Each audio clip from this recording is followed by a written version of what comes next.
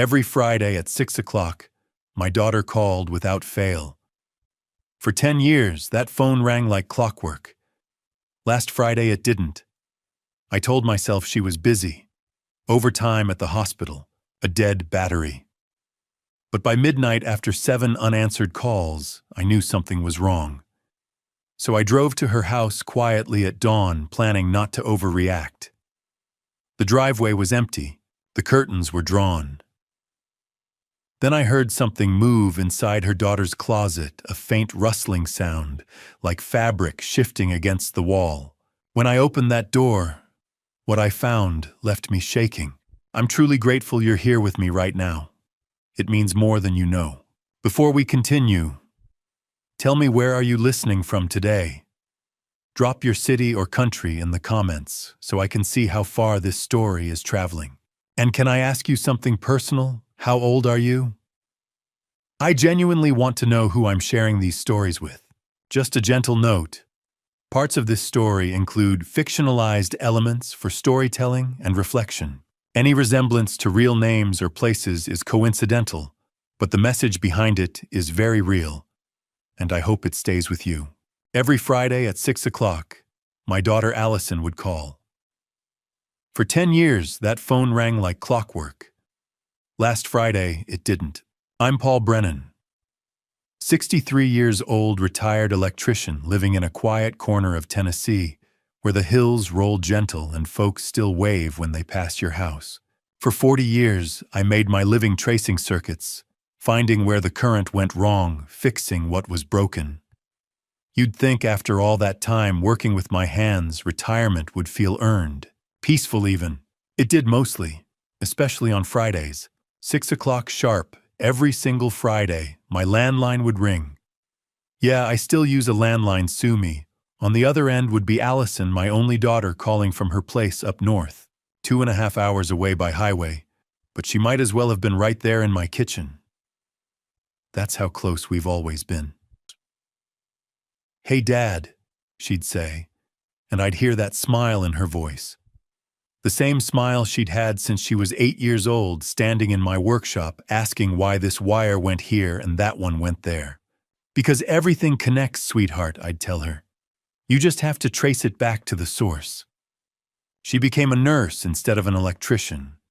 Said she wanted to help people in a different way. I couldn't argue with that. Allison had a gift for caring, for making folks feel safe when they were at their most vulnerable. That's what good nurses do. That's what she did. Our Friday calls usually lasted an hour, sometimes more. She'd tell me about her shifts at regional hospital. The long ones, the hard ones, the ones that made her question everything until a patient smiled and said thank you. I'd tell her about my week, the garden, the leaky faucet I'd finally fixed in the guest bathroom, how Mrs. Patterson down the street still brought me casseroles, even though I kept telling her I could cook just fine. And then Amelia would grab the phone, my granddaughter, 10 years old, smart as a whip, full of questions about everything. "Grandpa, when can I come visit Chum?" "This weekend, sweetheart, if your mom says it's okay." She'd visit most weekends, actually. Loved helping me in the garage, getting her hands greasy, learning how things worked. Just like her mother used to. Those Friday calls, they weren't just phone calls. They were the rhythm of my life. The thing I looked forward to more than anything else in my week. 6 o'clock every Friday without fail. Until last Friday, I was sitting at my kitchen table, coffee cooling in my favorite mug, the one Allison gave me 15 years ago, with "World's Best Dad" printed on the side. 5:58 p.m. I glanced at the clock. 2 minutes. The phone sat silent on the wall mount. Old rotary dial, cream-colored plastic, same phone I'd had since the 90s. Still worked perfectly. Why replace something that isn't broken? 6 o'clock came. 6:05, 6:15. I picked up the receiver, heard the dial tone, set it back down. Nothing wrong with the line. So I dialed Allison's number, the one I'd memorized the day she moved into her own place 11 years ago. It rang and rang and rang. Then her voicemail. Hi, you've reached Allison. I can't come to the phone right now, but leave a message and I'll call you back. Hey, sweetheart, it's Dad. Just checking in since I didn't hear from you. Give me a call when you get a chance.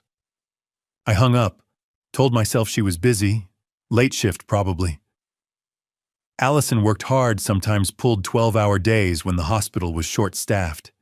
She'd call back soon, except she always called on Fridays, always. Even when she was exhausted, even when Amelia was sick, even during that terrible flu season 3 years ago when she'd been working doubles for 2 weeks straight. 6 o'clock every Friday. Something about this felt off. You spend 4 decades as an electrician. You develop a sixth sense for when something's wrong. That tingling at the base of your skull when you're staring at a perfectly normal-looking circuit. But you just know there's a short somewhere waiting to cause trouble. That's what this felt like. I tried calling again at 7. Voicemail. 8 o'clock. Voicemail. 9 o'clock. Straight to voicemail this time. Phone was off, or dead battery maybe. I thought about Kevin then. My son-in-law. Married to Allison for 11 years, father to Amelia, financial advisor with an office downtown. Nice enough guy on the surface. Polite. Smiled at family gatherings. But lately, past few weeks, maybe a month, something about him had felt off too. The last time I'd seen him was 3 weeks back when Amelia visited for the weekend. I'd asked Kevin about work making conversation, and he'd gotten twitchy. Changed the subject fast, and his eyes, they didn't quite meet mine when he answered.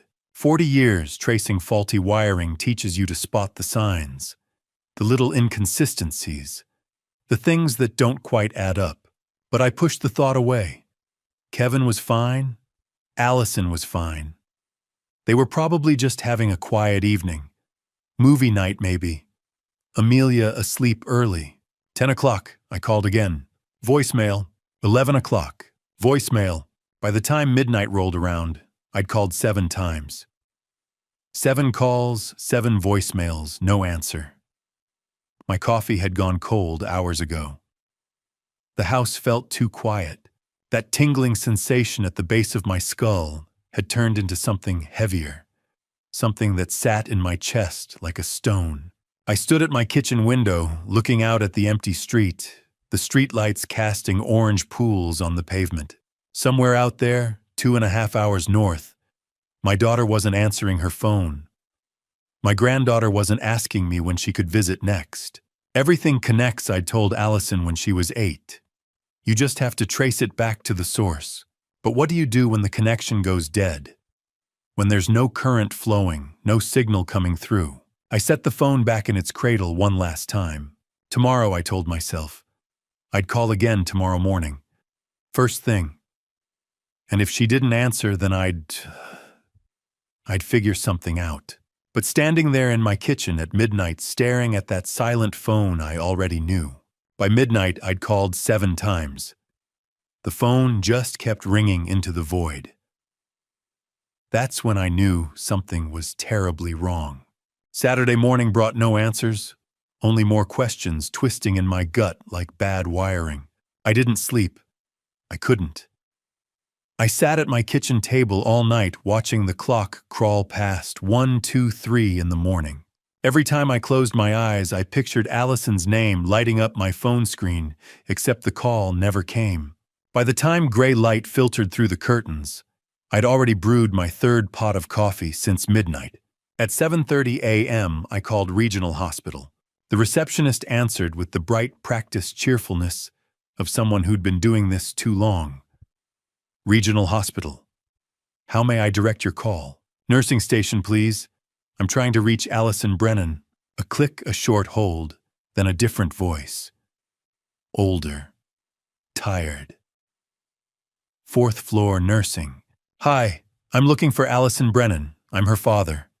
I haven't been able to reach her, and Allison. The woman's tone shifted. Concerned now. She called in sick Monday morning. Haven't seen her since. Is everything all right? The coffee in my stomach turned to lead. Sick since Monday. That's right. She sounded terrible, poor thing. Said she'd be back when she felt better. I thanked her and hung up. My hands were shaking. Allison never missed work. Not in 12 years of nursing. She'd show up with a cold, the flu, even a twisted ankle she could barely walk on. "People need me, Dad," she'd say. "I can't just not show up." I admired that dedication. Worried about it too. And now she'd been gone an entire week. I dialed Kevin's number before I could stop myself. 3 rings, then his voice smooth, easy. Too easy. "Paul, hey, everything okay? That's what I'm trying to figure out." I kept my tone steady. "I can't reach Allison. Her phone's going straight to voicemail. What's going on?" A pause. Just a fraction too long. "Oh yeah, I should have called you." Allison took Amelia on a little trip. They needed some space. You know how she gets. "Space," I repeated. "What trip?" "Where did they go?" "Just out of town. Mother-daughter time. They'll be back in a few days." Put Amelia on the phone. "They're not here right now. Out exploring, I think." "Look, Paul, I'll have Allison call you when they get back. I'm sure she just needed a break." From everything I said slowly. Like her job, the one she hasn't shown up to since Monday. Another pause. Longer. "Yeah, she was burned out. Needed time away from the hospital. She's fine. I promise." The way he said it, like he'd practiced, set off every alarm in my head. "Kevin, if something's wrong..." "Nothing's wrong. Really, I'll have her call you." He hung up. I stood there in my kitchen phone, still in my hand, trying to make sense of it. Kevin had always been careful. Measured. Financial advisors had to project stability, inspire trust. But this felt different. This felt like lying. I called Joyce Wallace, next Allison's colleague and close friend. She answered on the second ring. "Mr. Brennan, is everything okay? That's what I'm trying to find out." "Have you heard from Allison?" "No." Joyce sounded worried. "I called her Wednesday, Thursday, yesterday. No answer. I even drove by Thursday evening, lights were off." She hesitated. "I'm really worried about her. You and me both." After we hung up, I opened my old laptop and pulled up Facebook. Allison didn't post much, just photos of Amelia, the occasional nursing article. Her last post was 2 weeks ago. A picture of Amelia's school art project. Before that, nothing for 3 weeks. I leaned back, rubbing my eyes. Maybe I was overreacting. Maybe she really did need a break, and I was just the overprotective father who couldn't let go. Except, 3 weeks ago, when Amelia spent the weekend with me, I'd called Kevin about something, can't remember what. Asked if he was still at the business conference he'd mentioned. He'd said yes, absolutely, just wrapping up meetings. Except Amelia had casually mentioned that Daddy had been home all weekend, watching football, ordering pizza. I hadn't pushed it. Maybe I misunderstood. Maybe she mixed up her days.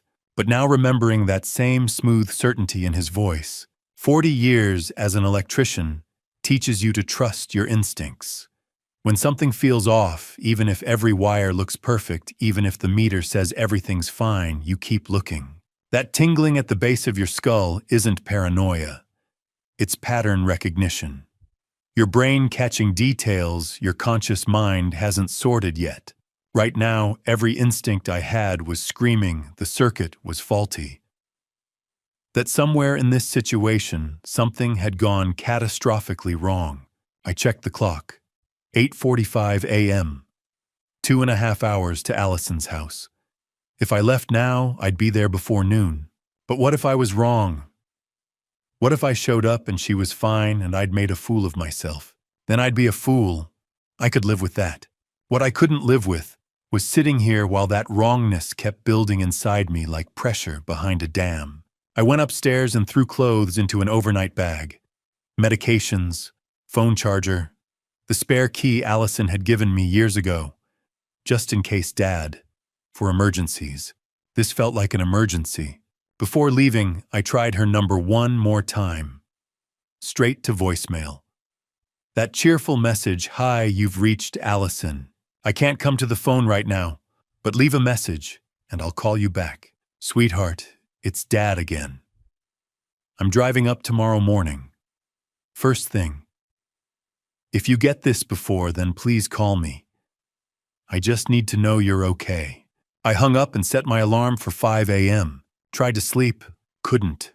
So I lay there in the dark, thinking about circuits and connections, how everything ties back to a source, and what happens when the current stops flowing. And I thought about Kevin's voice, that smooth, practiced tone, the tone of someone hiding something. I tightened the zipper on my bag and set it by the door. Something told me I needed to get there fast. I just didn't know I was already 6 days too late.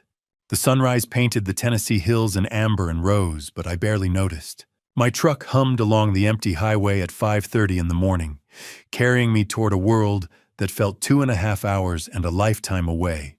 The coffee in my thermos had gone cold, but I kept sipping it anyway. Anything to steady my hands on the wheel. I'd made this drive hundreds of times. Every major holiday, every birthday. Whenever Allison needed help with something around the house that Kevin couldn't or wouldn't fix. But this morning, the familiar route felt different. The white lines blurred together, and the miles stretched endlessly ahead. My mind drifted to a warm afternoon when Allison was 8. We'd been rewiring the kitchen light fixture together, her small hands holding the wires while I stripped the insulation. "Daddy, why does this wire go here?" She'd asked, brown eyes wide. "Because everything's connected, sweetheart." I'd told her, showing how the ground wire completed the circuit. You can't see electricity, but you can feel when something's wrong. When a connection's loose, there's a hum in the air. A warning. She'd nodded as if I'd shared a secret. Maybe I had. That memory shifted to Allison at 22, fresh out of nursing school. We'd sat on her apartment balcony watching the sunset. "I want to help people, Dad," she'd said. "The way you fix things. Make them work again when they're broken." I'd been so proud. She'd found her own way of completing circuits, healing people instead of wiring houses. Then came the wedding 11 years ago. I'd walked her down the aisle in a small church outside town, her hand trembling on my arm. Kevin stood at the altar in a rented tuxedo, polished smiles and confident gestures. Something about him had felt off even then. Like a wire that looked fine but carried too much resistance underneath. I'd mentioned it carefully the week before. "Dad, I love him," she'd said. "Isn't that enough?" After that, I kept my doubts to myself. What kind of father ruins his daughter's happiness? I'd smiled, shaken Kevin's hand, and told myself I was overprotective. Now, 10 years later, I wondered if I should have trusted my instincts. The highway stretched on. I passed a rest stop, a gas station, a town I'd never heard of. My thoughts circled the last few months. Kevin had been coming home later and later, or so Allison mentioned during our Friday calls. "He's busy with work," she'd say, but her voice always sounded tight, like a wire pulled too far. 3 weeks ago, I'd driven down for Amelia's birthday. We'd been on the porch steps eating ice cream when she asked something that still tightened my chest. "Grandpa, what do you do when someone lies to you?" I looked at her serious little face, chocolate smeared on her chin. "Why do you ask, honey?" She shrugged, suddenly interested in her shoelaces. "Just wondering." I should have pressed her, asked more questions. But I let it go, assuming it was kid drama, a classmate fibbing about a toy. My phone buzzed in the cup holder. Hope flared for a second, but it wasn't Allison, just a reminder I'd set. I grabbed it anyway and dialed Kevin again. 4 rings, then voicemail. "This is Kevin Marshall. Leave a message." "Kevin, it's Paul," I said, keeping my voice steady. "I'm on my way to the house. If Allison and Amelia are there, have her call me immediately. If they're still on this supposed trip, I need proof. A photo, a video call, something. I'll be there in less than an hour." I hung up and set the phone down. 40 years I'd worked with electricity. 40 years of learning to sense a problem before I could see it. When a circuit's about to fail, there's a prickling at the back of your neck, a hum you can't quite hear, but somehow know is there. That's what I'd felt all weekend. That warning hum. Kevin's smooth excuses, his convenient explanations, his perfectly calibrated tone, they were wrong. Like a wire carrying too much current ready to spark. The hills flattened as I neared the suburbs. Neat rows of identical houses appeared, white siding, small yards, two-car garages. This was where Allison had built her life, where Amelia learned to ride a bike and started 4th grade. I turned onto Oakwood Drive and slowed. Number 47. The house looked quiet. Too quiet. No car in the driveway. No lights in the windows. The lawn needed mowing, and a package sat on the porch steps, cardboard corners darkened by damp air.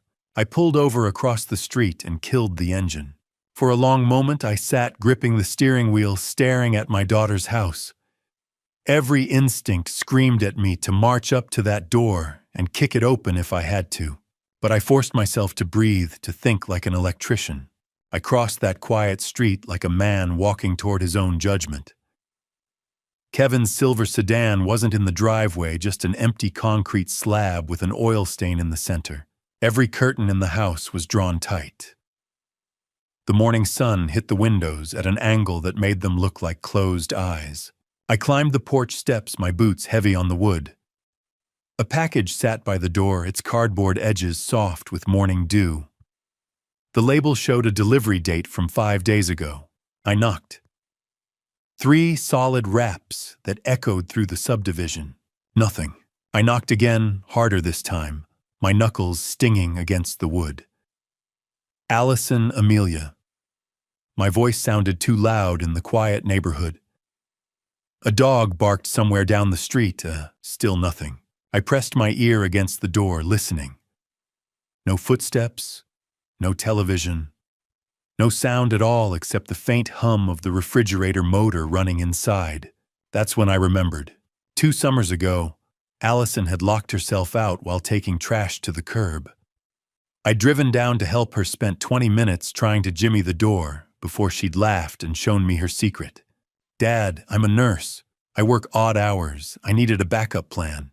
She'd led me to a decorative rock near the front flower bed, one of those hollow fake stones people use to hide spare keys. "Don't tell Kevin," she'd said, winking. "He thinks it's tacky, but it makes me feel safer." I jumped off the porch and scanned the flower bed. There, partially hidden under a wilting azalea bush, sat a gray plastic rock that didn't quite match the others. I grabbed it, twisted the bottom, and the key fell into my palm. My hand shook as I climbed back up the steps and slid the key into the lock. The deadbolt clicked open with a sound that felt too final, like I was crossing a line I couldn't uncross. I pushed the door open. The smell hit me first. Not anything obvious. No decay, no violence, just the stale air of a house that had been closed up too long. Like someone had turned off the heat and left. I stepped inside and closed the door behind me. The living room looked almost normal. Almost. But my electrician's eye caught what was wrong. The coffee table sat at a slight angle, like someone had shoved it aside and then tried to put it back. The couch cushions were arranged too perfectly, the kind of perfect that comes from someone frantically straightening up. A throw pillow lay on the floor behind the armchair, as if it had been kicked there and forgotten. I moved deeper into the room. The family photos on the mantel had been rearranged, or maybe just bumped. The carpet showed vacuum lines, but they ran in odd directions, overlapping in places, like someone had cleaned in a hurry, without thinking about the pattern. "Aunt Allison, I called out. My voice sounded strange in the empty house. "Amelia?" No answer. I walked into the kitchen. It was spotless. Too spotless. The counters gleamed. The sink shone. Even the stovetop looked freshly scrubbed. But when I opened the refrigerator, I found only beer bottles, Chinese takeout containers, and a half-empty gallon of milk that had expired 4 days ago. Nothing a 10-year-old would eat. No juice boxes, no string cheese, no leftovers in plastic containers with Amelia's name on them. I checked the dish towel hanging on the oven handle. It was damp, recently used. That's when I heard it. A soft sound from upstairs. So faint I almost thought I'd imagined it. A scratching like fingernails against wood. My heart hammered against my ribs. I moved to the stairs, my hand gripping the banister. The second floor was dark, all the bedroom doors closed. The scratching came again, barely audible, from Amelia's room. I took the stairs 2 at a time, my boots pounding on the carpet. When I reached the landing, I grabbed the doorknob to Amelia's room and threw it open. The room looked untouched. Pink curtains filtered the sunlight into a rosy glow. Stuffed animals lined the shelves in perfect rows. A backpack sat in the corner, school folders visible through the open zipper. Everything looked normal, lived in, loved, except for the sound. Scratch, scratch, pause, scratch, coming from the closet. I crossed the room in 3 steps and yanked open the closet door. There, curled up behind a pile of winter coats, was Amelia, my granddaughter. Her lips were cracked and bleeding, her skin pale except for the fevered flush on her cheeks. Her eyes, glassy and unfocused, barely registered my presence. Her small hands clutched the stuffed bunny to her chest, the same faded blue rabbit Allison had bought her 7 years ago.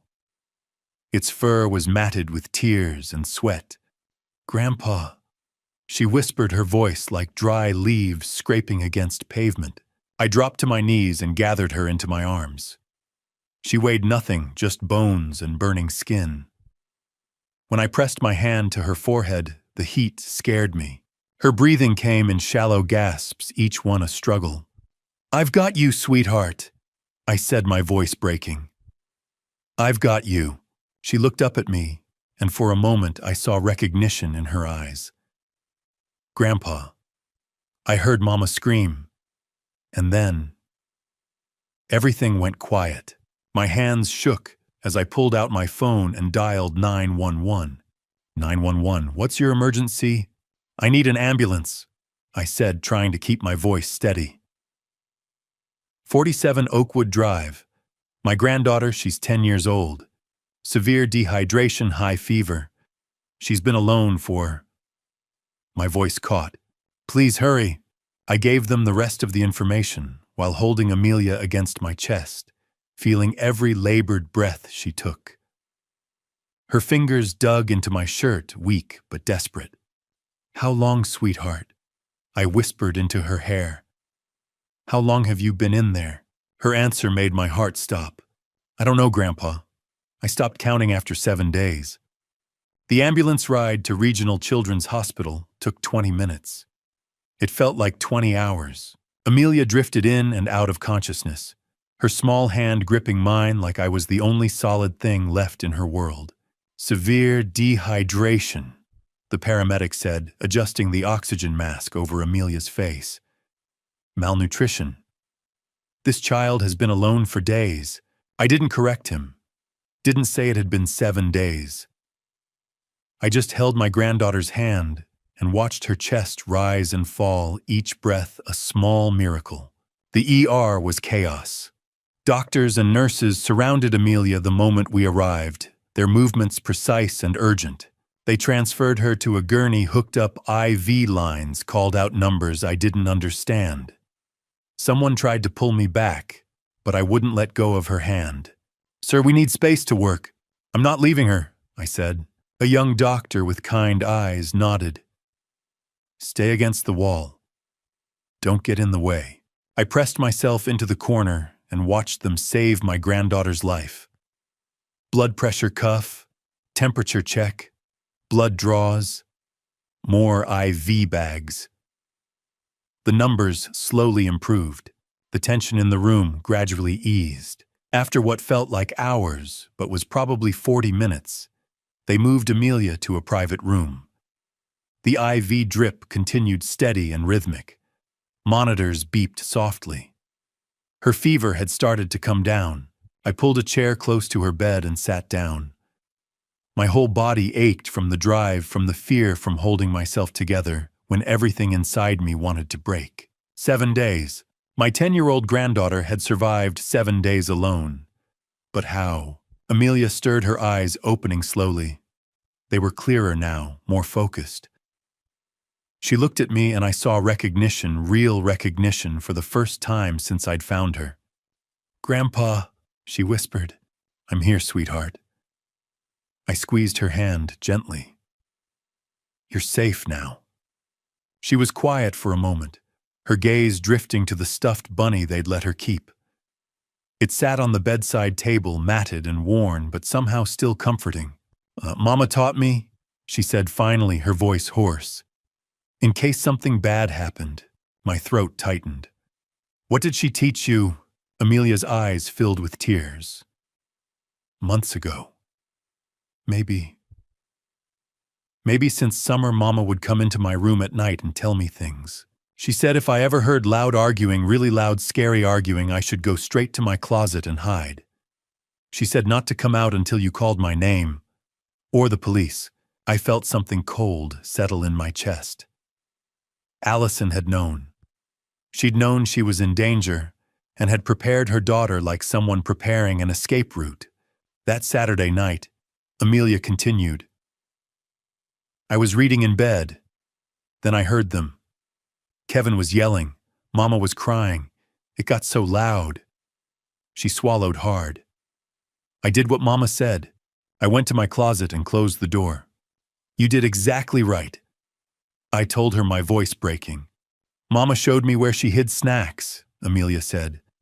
"In my toy box under the stuffed animals, crackers and granola bars. She said it was our secret emergency kit. She told me to eat just a little bit every day if I ever had to hide." The image of Allison carefully hiding food for her daughter, planning for the worst, made my chest ache. "What about water?" I asked. At night, when the house got really quiet, I would sneak out and go to the bathroom. I drank from the sink and filled up my water bottle. Then I'd go back to the closet before it got light. She looked down at her hands. "I was so scared every time. But Mama said being brave means doing scary things when you have to." "Got Allison. What had you been living through?" "And the bunny helped too," Amelia added, reaching for it. "Mama gave it to me when I was little. She said whenever I held it, I should pretend she was hugging me. So that's what I did. Every night." I had to look away for a moment, blinking hard against the tears. Why didn't you try to leave?" I asked gently. "Or call for help?" Amelia's answer was simple. "Mama said to wait for you. She said you'd come. She said you always keep your promises, and you promised to call every Friday. So if you didn't call, you'd come looking. She told me to wait for you, Grandpa. Nobody else." The weight of that trust, Allison's faith in me, Amelia's patience, nearly broke me. My daughter had spent the last months of her life teaching her child how to survive without her. She'd hidden food, rehearsed instructions, made plans for a future where she wouldn't be there. She'd known Kevin was dangerous, and she'd done everything she could to protect Amelia. But she hadn't been able to save herself. "Oh, you did so good, sweetheart," I whispered, taking Amelia's hand again. "Your mama would be so proud of you." Amelia's eyes started to close, exhaustion finally winning. The IV drip continued its steady rhythm. Her breathing deepened, and within minutes, she was asleep. I sat there in the dim hospital room, watching her chest rise and fall, listening to the monitors beep their reassurance. She was alive. Against all odds, my granddaughter was alive. A soft knock on the door made me look up. Detective Noah Carter stood in the doorway, his expression serious. "Mr. Brennan," he said quietly. "Can we talk in the hall?" I glanced at Amelia one more time, then stood and followed him out. The hallway was bright and sterile, nurses moving past with clipboards and medicine carts. Carter pulled out a small notebook. "I need to ask you some questions about your daughter." "About Allison." I nodded, bracing myself. He flipped through a few pages, then looked up at me. "When was the last time you actually saw her in person?" I thought back. 3 weeks. Amelia's birthday party. Allison had looked tired that day, I remembered. distracted. But she'd smiled and served cake and said everything was fine. Through the window of Amelia's room, I could see her sleeping peacefully, still clutching that worn blue bunny. She was alive because Allison had taught her how to hide, how to wait, how to survive. And I said the words I'd been avoiding since I'd found that empty house. My daughter is dead, isn't she? Kevin did this to her. The next morning, after Amelia had slept 12 straight hours with IV fluids helping her small body recover, Dr. Samantha Reed arrived. Detective Carter introduced her as a child psychologist, someone trained to speak with traumatized children. She was younger than I expected, late 30s maybe, with kind eyes and a calm, gentle presence. She carried a worn leather bag stuffed with art supplies and greeted Amelia like they were old friends, not strangers in a hospital room. Detective Carter pulled me into the hallway. There's an observation room next door, one-way glass. You can watch and listen, but she needs to talk without you present. Kids sometimes hold back when family's in the room. I nodded. I need to hear it, even if it destroys me. He led me into a small room with darkened glass overlooking Amelia's bed. On my side, the window was a mirror. On theirs, it was clear. A small speaker crackled to life. Dr. Reed settled beside Amelia and spread out paper and colored pencils. I heard you're very brave, she said softly. Is it okay if we talk for a bit? You can draw while we talk. Amelia nodded and chose a blue pencil. Can you draw what you remember from Saturday night? Dr. Reed asked, gently. Just the people. Amelia's hand moved slowly. 3 stick figures appeared. Above them in careful letters, she wrote Dad. A woman. Mom. Tell me about Saturday night, Dr. Reed said. What do you remember? Amelia's voice was barely above a whisper. Dad and a woman came to the door. It was late. After dinner. They were loud. What were they saying? They were yelling at Mom about money. The woman said Mom owed them something. Mom said no. She said she didn't have any money. My fists tightened at my sides. What happened next? Dr. Reed's tone remained steady. They got louder. Dad was mad. He said Mom was ruining everything. The woman said Mom was selfish. Amelia pressed harder on the paper, darkening the figures. Mom told them to leave. She said she was calling Grandpa. God, Allison, you were trying to reach me. Then I heard... Amelia's voice cracked. Terrible sounds. Mama was crying. She was begging them to stop. She kept saying, please, please think of Amelia. Through the glass, I watched my granddaughter's face crumple. Dr. Reed handed her a tissue and waited. The woman said, we have to finish this.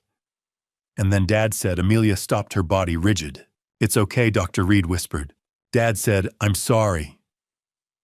Right before Mama stopped making any sound, I gripped the edge of the table to stay upright.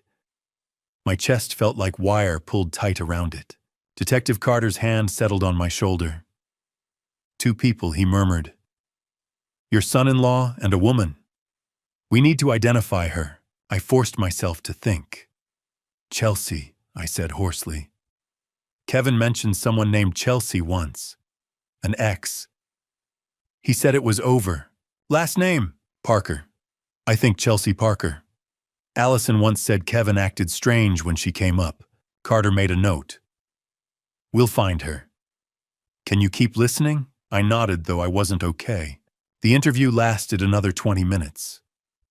Amelia described hiding in her closet, hearing footsteps, hearing her father say they needed to clean up, hearing the woman mention a storage unit. When it ended, Dr. Reed spoke briefly with Carter.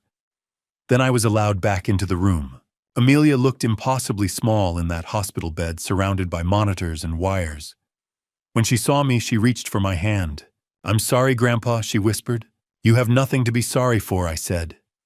Nothing. That night, while Amelia slept, Carter got a call. Forensics had finished at the house. He needed to come in. Tuesday morning, he found me in the hospital cafeteria staring into my 4th cup of coffee. He sat down across from me and placed a tablet on the table. I need to show you something. It won't be easy. Show me. He opened a series of photos.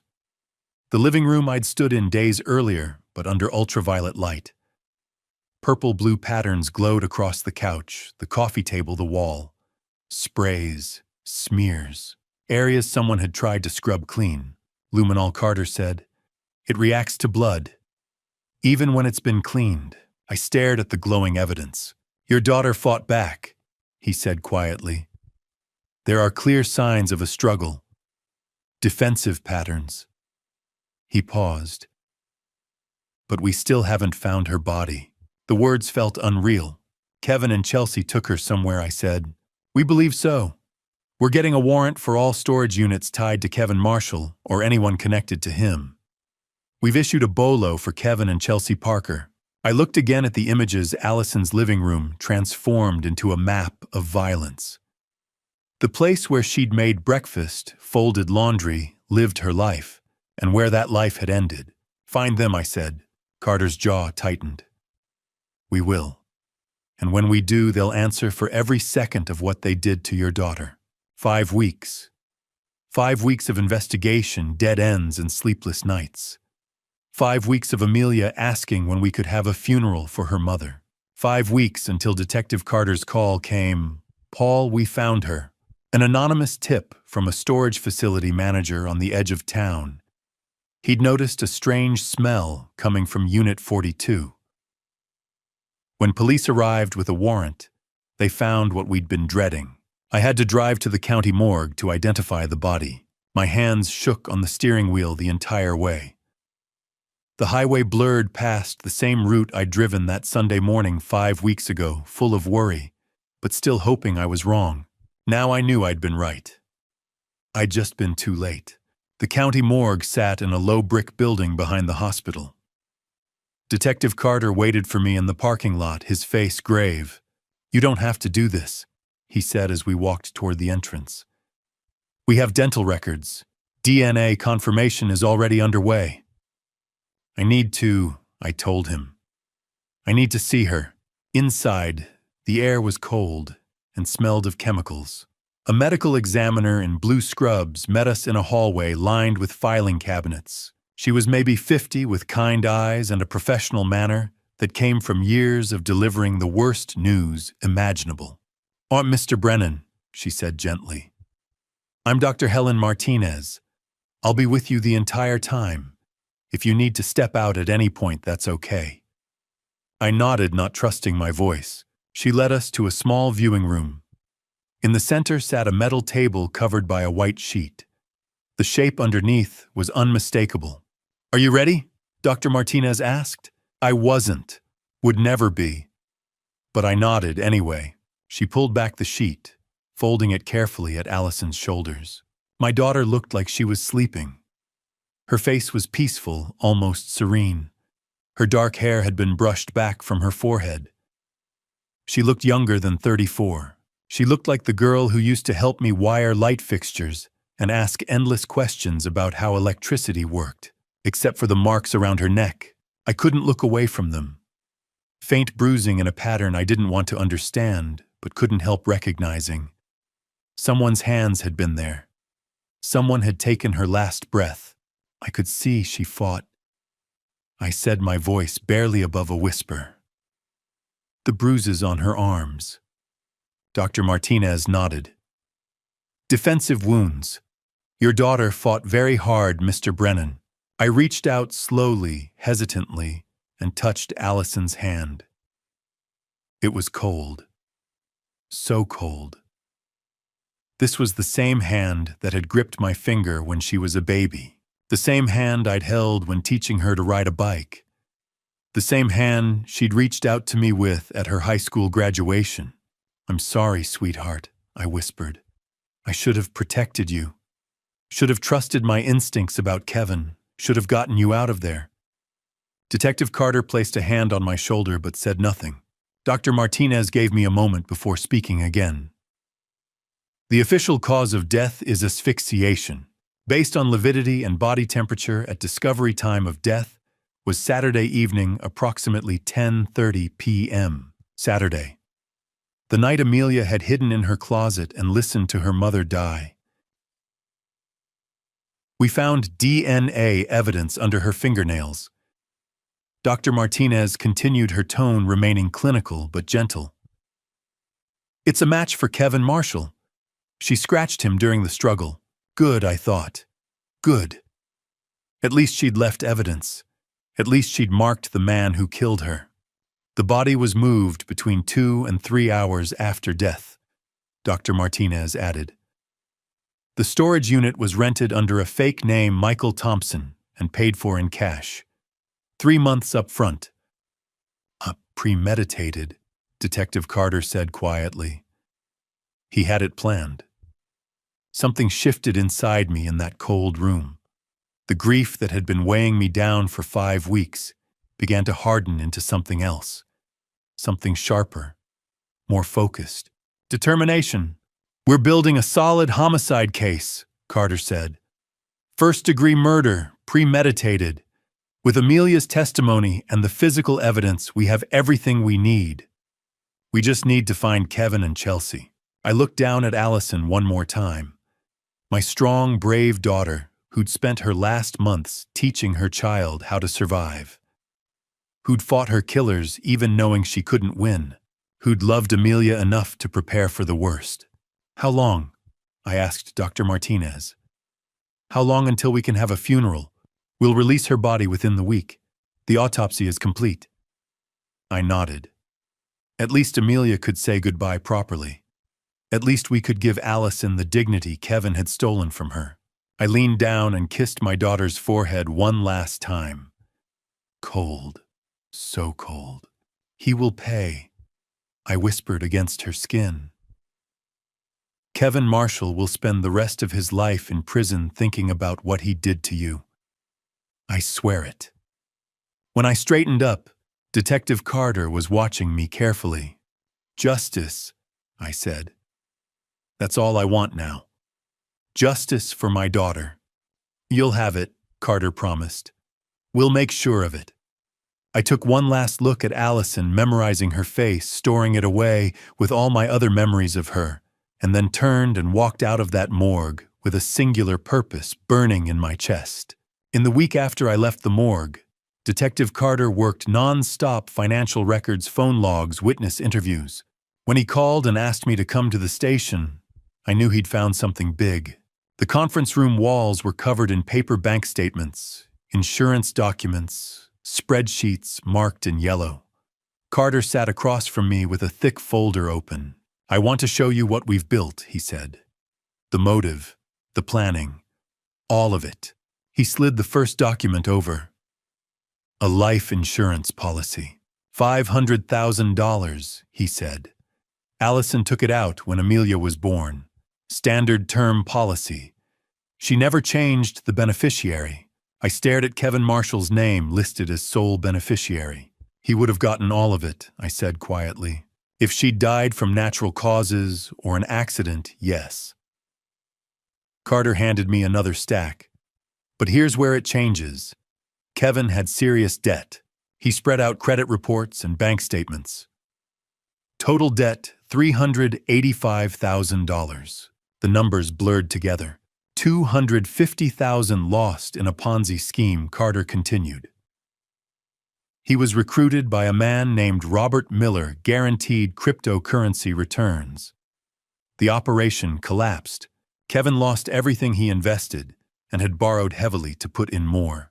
And the rest, casino gambling, $135,000. Maxed credit cards. Personal loans.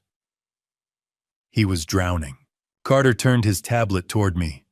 Browser history from Kevin's laptop. 3 weeks before Allison died, he searched, "How long does life insurance pay out after death?" My hands curled into fists. He planned it. He looked at my daughter and saw $500,000. There's more, Carter said. He passed me a handwritten statement. Your neighbor, Mrs. Gladys Whitmore, 70 years old, lives 2 doors down. I nodded. Sweet woman who loved to wave from her porch. She saw a silver SUV parked outside Allison's house Saturday night around 10. Thought it was family. It wasn't, I said. The neighbor across the street has a security camera. We pulled the footage. Grainy video filled the screen. 2 vehicles in the driveway. Kevin's black sedan and the silver SUV. Timestamp 9:45 p.m. arrival. They left together at 11:30, an hour after Allison died. An hour spent cleaning, moving her body, covering their tracks. We traced the SUV registration, Carter said. Chelsea Parker, 30 years old, lives 40 minutes away. He showed me her driver's license photo. Blonde hair, hard eyes. Kevin's ex from 10 years ago. They broke up when he married Allison, but they reconnected recently. Over 200 calls between them in the last 3 months. Long calls. She helped him, I said. She had reason to, Carter replied. Chelsea Parker has gambling debts too, around $80,000. Together they were buried. That insurance policy looked like an escape. I thought of Amelia's drawing. The woman at the door. The woman who said, "We have to finish this." Chelsea Parker had been there. She had helped murder my daughter. There's another piece, Carter said quietly. He slid a statement across the table. Joyce Wallace. Allison's colleague. Allison had trusted Joyce. Joyce told us Allison came to her 2 weeks before she died. Upset. Kevin had asked her to increase the life insurance policy to $750,000. Allison refused. She told Joyce she was scared. The words hit like a blow. She knew, I whispered. Allison knew something was wrong. She did, Carter said. And when she refused to increase the policy and likely started pulling away, Kevin couldn't risk losing control. If she changed the beneficiary or filed for divorce, he'd lose everything. I pressed my hands against my eyes. My daughter had been afraid. She had seen the danger. And I hadn't pushed harder. Hadn't insisted she leave. We've issued an arrest warrant for Chelsea Parker. Carter continued. She's not in custody yet, but we'll find her. And Kevin, Carter paused. His attorney posted bail this morning. $2 million. The room seemed to tilt. He's out, with an ankle monitor and strict conditions. His lawyer argued he isn't a flight risk since his daughter is here, and there's no direct eyewitness placing him at the moment of death. Carter's jaw tightened. The judge agreed. I stood so quickly, my chair scraped across the floor. The man who killed my daughter is walking free, for now, Carter said evenly. But we're building a case that won't leave room for doubt. Financial motive, digital searches, surveillance footage, witness testimony. Your granddaughter's statement. It will be airtight. I looked down at the table, the insurance policy, the debt statements, the browser history, the security stills. A trail of greed and desperation, mapped out in black ink and pixels. Kevin hadn't acted in rage. He had calculated, planned, weighed the cost against the payout. $500,000. That was what he'd decided Allison's life was worth. And Chelsea, I asked. She'll face the same charges, Carter said. Conspiracy, first-degree murder, evidence tampering. We're not letting either of them slip away. I let out a slow breath. The grief was still there, heavy and suffocating. But beneath it, something else was forming. Resolve. That's when my real fight begins, I said quietly. Carter looked at me. Your real fight. Kevin Marshall's expensive lawyer just bought him temporary freedom. The man who took my daughter from me is walking around with an ankle monitor instead of handcuffs. I met his eyes. So yes, this is when my real fight begins. Carter didn't argue. He didn't need to. The evidence was on that table. The motive was clear. The plan was exposed. Now it was a matter of finishing what they had started in that courtroom, making sure Kevin Marshall and Chelsea Parker paid for every choice they made. And I would be there for every step of it. Fighting the legal system felt like repairing live wiring in the dark. Every time I thought I'd found the right connection, something else sparked and failed. 2 days after Kevin posted bail, his defense attorney made his move. Gerald Hawkins was exactly what I'd imagined: silver-hair tailored three-piece suit, a man who billed more per hour than I once earned in a week. He didn't hesitate. Kevin filed a police report claiming I had kidnapped Amelia from his house. Never mind that I'd found her half-starved in a closet after he'd abandoned her there for 7 days. Never mind that he and Chelsea had murdered my daughter. According to his version, I was an unstable grandfather who had broken in and stolen his child. Then came the motions filed so fast I could barely keep track. Motion to dismiss Amelia's testimony too young, too traumatized, unreliable. Motion to exclude the financial records circumstantial, irrelevant.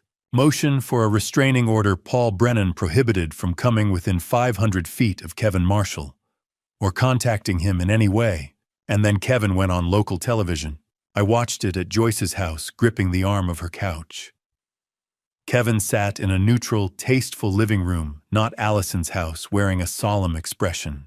"I'm innocent," he said calmly. "This is a tragedy for everyone involved. But my father-in-law has never accepted me. Now he's using this situation to destroy my life. I loved Allison. I would never hurt her." The reporter asked about Amelia. "I'm grateful she's safe," Kevin replied. "But she's traumatized. Children that age can be confused, especially when influenced by adults with their own agenda." I shut off the television before I smashed it. The next morning, 2 officers knocked on my door. They needed to ask questions about my entry into Kevin Marshall's residence. I sat in an interrogation room for 3 hours while they dissected every detail. Yes, I entered the house. Yes, I used the spare key Allison had given me years ago. Yes, technically I had trespassed. And yes, if Kevin had tried to physically block me from reaching my granddaughter, I would have pushed him aside. "You understand this puts you in a difficult position," one officer said carefully. "Breaking and entering. Potential custody interference. If you're perceived as unstable or aggressive, you could lose guardianship." The message was clear. Back off or risk losing Amelia. That afternoon, I withdrew $5,000 from my retirement savings and hired Margaret Dawson, a family attorney Joyce recommended. It was money meant for Amelia's future college medical emergencies, whatever she might need. Now it was going to legal fees. "You need protection," Margaret said at our first meeting. "Kevin's team will attack your credibility relentlessly. We have to be proactive." I signed the retainer agreement and tried not to think about how that money had been set aside for my granddaughter, not for fighting her father's lies. Joyce came by that evening with a casserole and resolve. "I'll watch Amelia whenever you need," she said. "Emma's been good for her. They're close in age. It helps." Emma, her 12-year-old daughter, had been kind to Amelia from the start. The thought of my granddaughter having a friend, someone her own age who understood loss, tightened my throat. "Allison was like a sister to me," Joyce added. "We worked together 8 years. She told me everything. I know what Kevin is. I know what he did. I'll help you however I can." It was the first real warmth I'd felt since this began. Carter believed in the case, but he was bound by procedure. Margaret was capable but distant.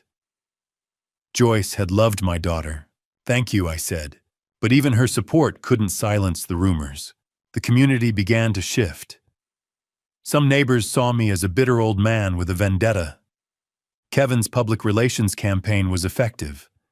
A polished financial advisor, a grieving widower. How could someone like that commit murder? I stopped going to church.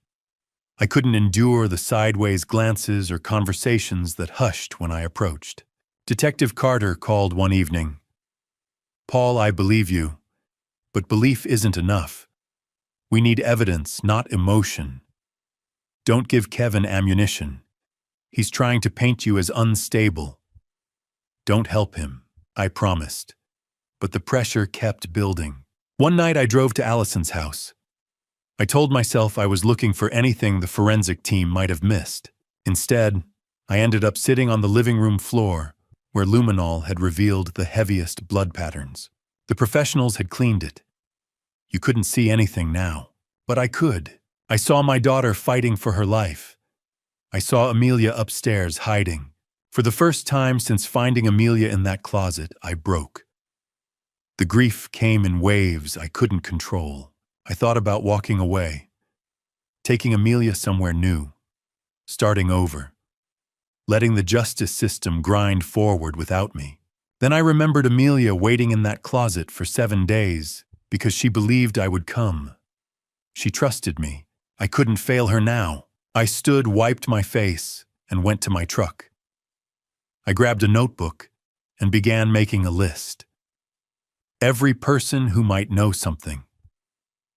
Every unanswered question. Every detail that needed rechecking. Every angle not yet explored. Kevin wanted a fight. He would get one.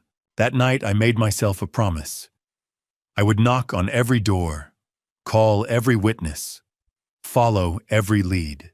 Kevin Marshall had money lawyers and a polished public image, but I had something stronger. I had the truth, and I had a father's love that would never quit. 2 months after I found Amelia in that closet, I almost lost everything. Kevin's lawyer had filed a motion to dismiss the entire case. Lack of evidence, they claimed, and the judge was listening. I sat in the courtroom gallery, hands clenched on the wooden bench in front of me, watching Gerald Hawkins make his argument. He stood at the defense table in his expensive suit, every word precisely calculated. Your Honor, the prosecution's case rests entirely on circumstantial evidence. There is no eyewitness to the alleged crime. No murder weapon has been recovered. My client has provided no confession. The testimony of a traumatized 10-year-old child, while tragic, cannot be the sole basis for a first-degree murder charge. Mr. Marshall deserves to have these charges dismissed. Carol Bennett, the district attorney, stood to argue back.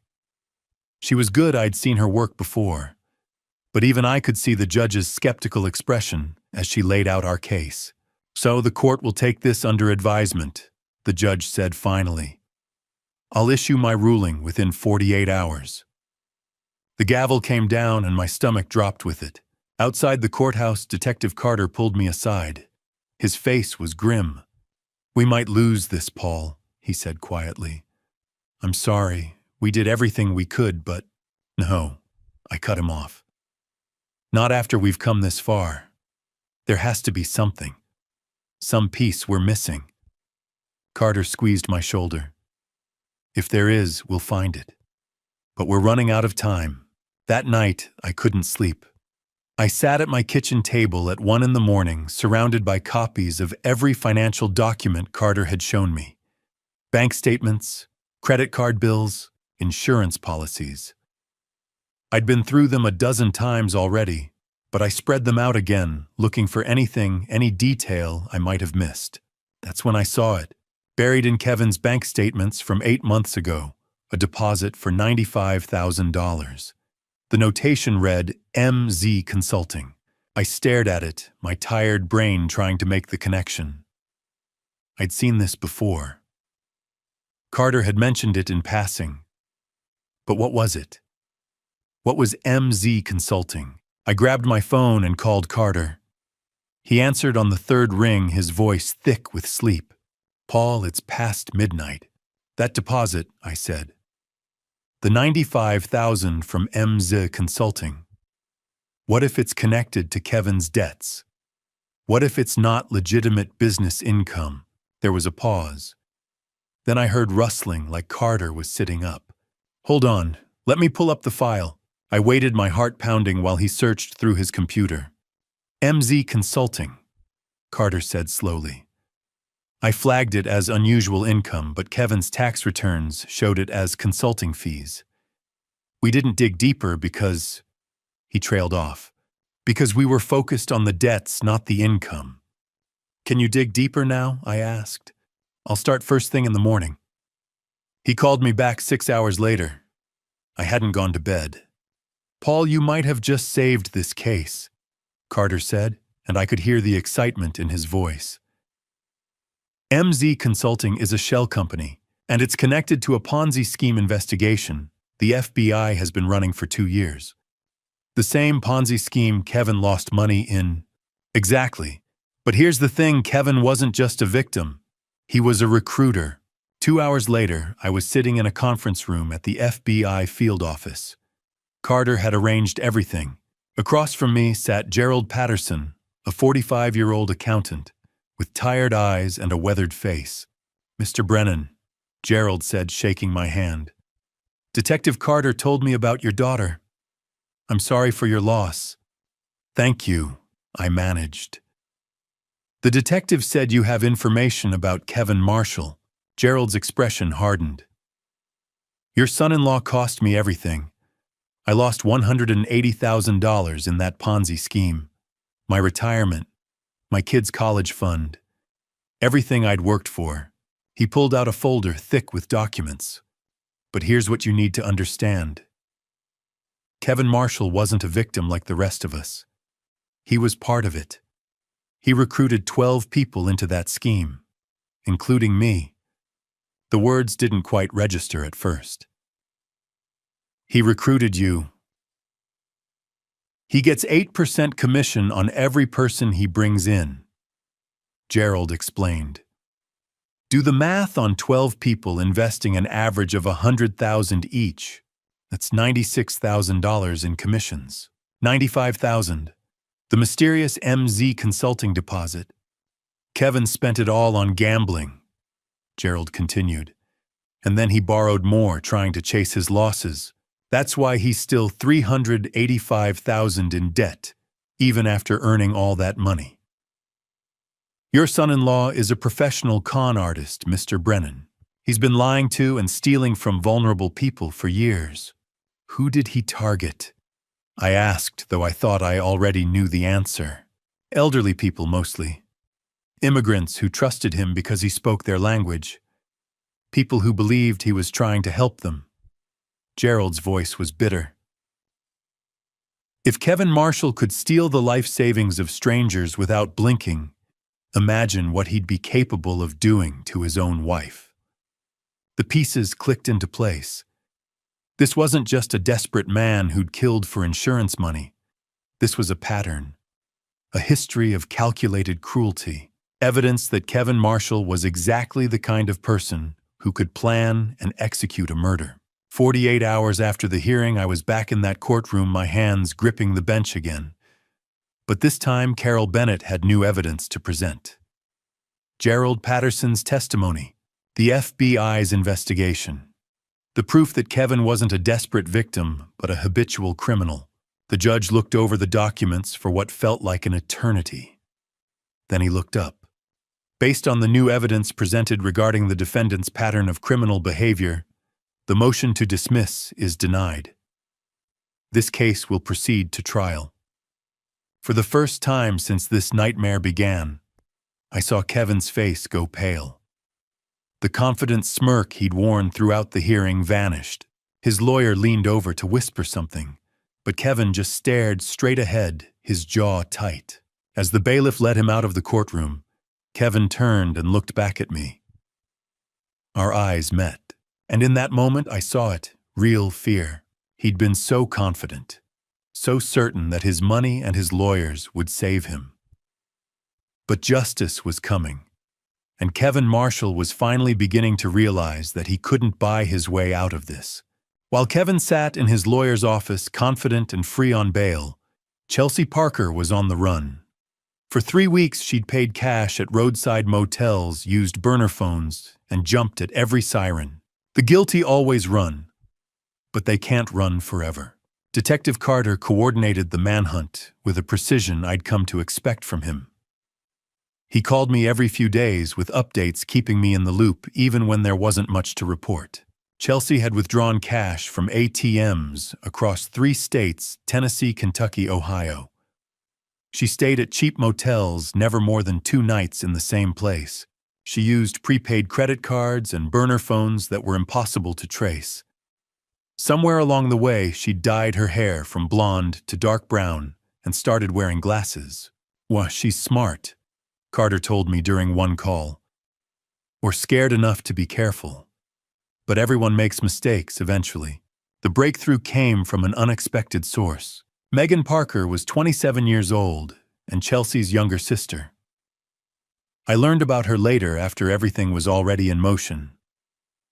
Carter filled me in on the details once the arrest was made. Megan had called the police tip line, her voice shaking.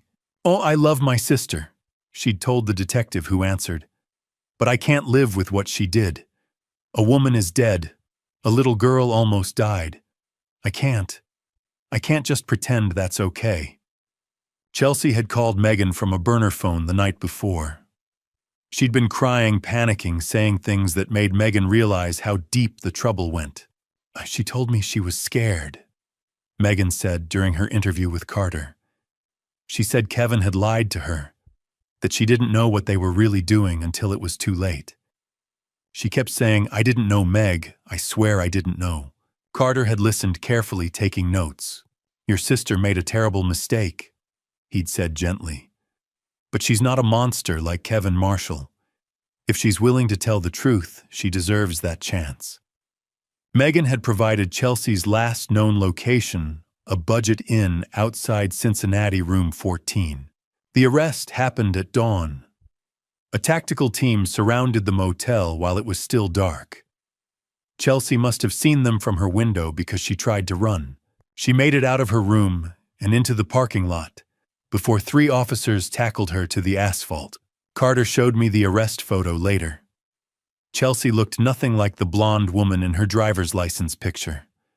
Her dark hair was stringy, her face pale and gaunt. She'd lost weight. The fear in her eyes was unmistakable. "And I want a lawyer," she'd screamed as they cuffed her. Kevin said this would be easy. He lied to me about everything. At the police station, Chelsea broke down completely. "I wasn't there for the interrogation. Victims' families aren't allowed." But Carter gave me a detailed summary afterward. Chelsea had been a mess. Crying, shaking, asking for water every 5 minutes. She kept saying the same things over and over. Kevin promised we'd be together. He said Allison was keeping his money, keeping him trapped. He said she deserved it for making his life miserable. "Did Kevin tell you about the life insurance policy?" Carter had asked. Chelsea had gone quiet. Then, in a small voice, "Not at first. Not until after they'd killed my daughter." That's when Kevin had told Chelsea about the $500,000. He'd used her for the murder, then dangled the money as a reward. 2 days after Chelsea's arrest, her court-appointed public defender approached District Attorney Carol Bennett with an offer. "My client wants to cooperate," the lawyer said. "She has information about the planning, the execution, everything that happened that night. She'll testify against Kevin Marshall." "What does she want in return?" Carol asked. "Study a reduced sentence. 2nd-degree murder instead of first. 25 years instead of life without parole." That evening, Detective Carter called me at home. I was in the kitchen making dinner for Amelia when my phone rang. Paul Chelsea Parker's lawyer has offered a deal. She'll testify against Kevin if we reduce the charge to 2nd-degree murder. My hand tightened on the phone. How much time would she serve? 25 years. She'd be 55 when she got out. I closed my eyes.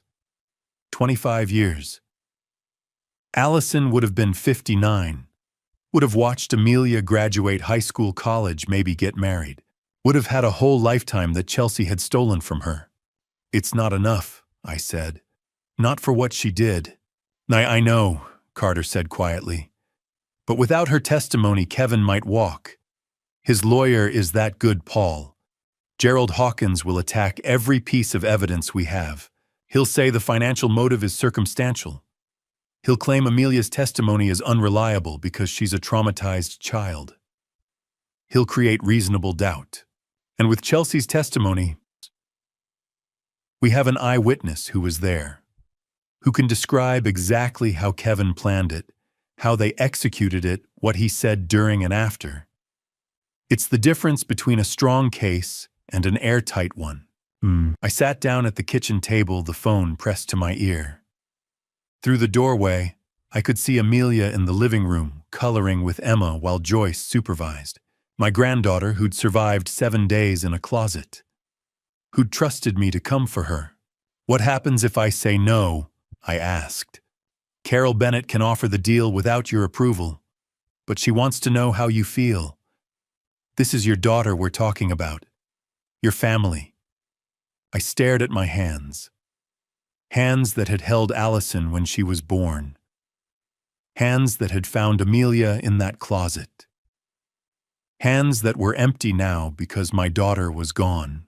Accept partial justice for Chelsea, or risk Kevin going free entirely. Tell Carol I agree to the deal, I said finally. But make sure Chelsea knows something. What's that? 25 years is mercy. The kind of mercy she didn't give my daughter.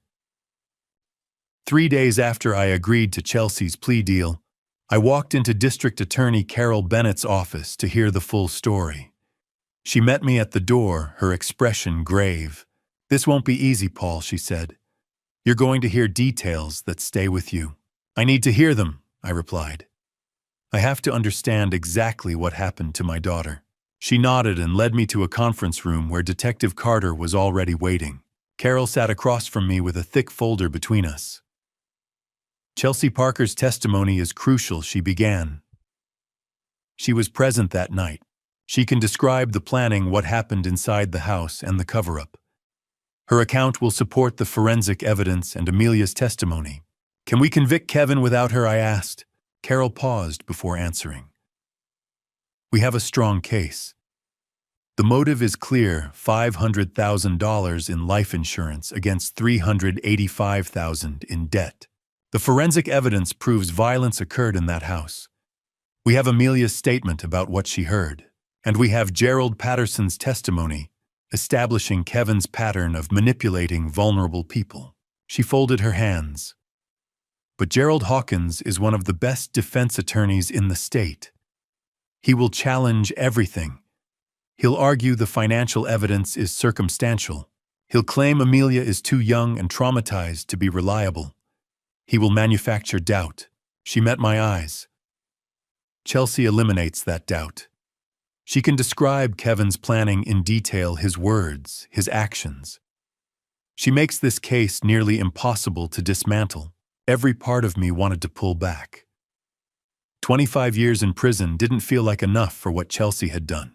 But then I pictured Amelia in that hospital bed, gripping my hand, asking when we could say goodbye to her mother properly. I need to make a call, I said. I stepped into the hallway and dialed Joyce Wallace. Paul, she answered. Is everything okay? I need your advice, I said. About the plea deal. Part of me wants to withdraw it. I want Chelsea to face everything. Joyce was quiet for a moment. When she spoke, her voice was steady. I loved Allison like a sister. I want Chelsea punished. But more than that, I want Kevin Marshall locked away for the rest of his life. Do whatever guarantees that. That's what matters. That's what Allison would want. She was right. When I returned to the conference room, I nodded at Carol. Let's hear it. Carol guided us down a hallway to a smaller room with a one-way mirror. On the other side, Chelsea sat at a table with her public defender and a court reporter. She didn't know I was watching. You deserve to hear this, Carol said quietly.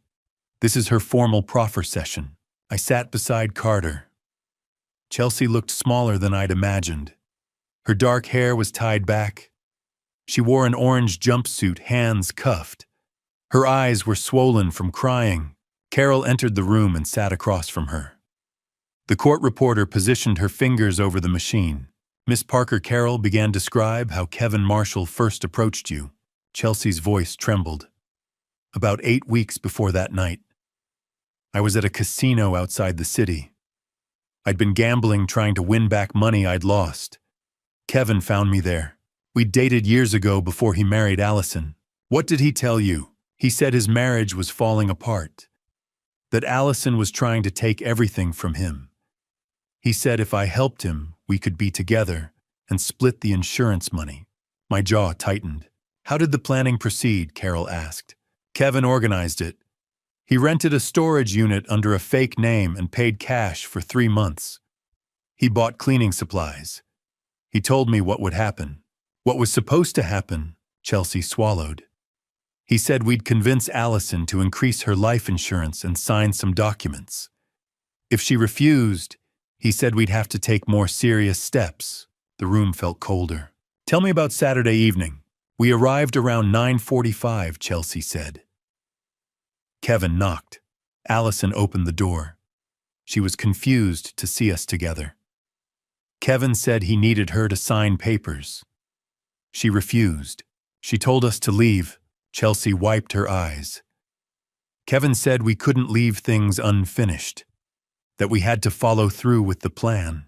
I gripped the armrests of my chair and forced myself to stay silent. Listening was how we would win.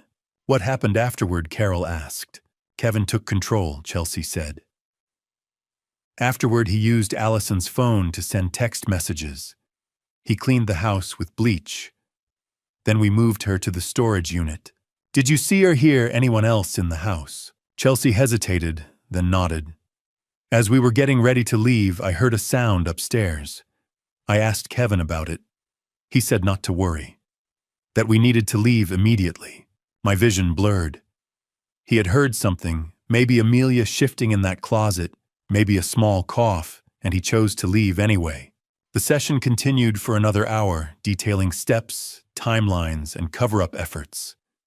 When it ended, I walked out on unsteady legs. Carter caught my arm. You okay? No, I said honestly. But I will be when Kevin is convicted. Carol joined us. We're setting trial for early November. That gives us 8 months to prepare. With Chelsea's testimony, the forensic evidence, Amelia's account, and Gerald Patterson's information, we're building a case Kevin's money can't undo. 8 months. 8 more months of waiting. As I drove home that evening, I replayed Chelsea's words. Kevin had heard a sound upstairs. He had known someone might be there, and he left. It wasn't just greed.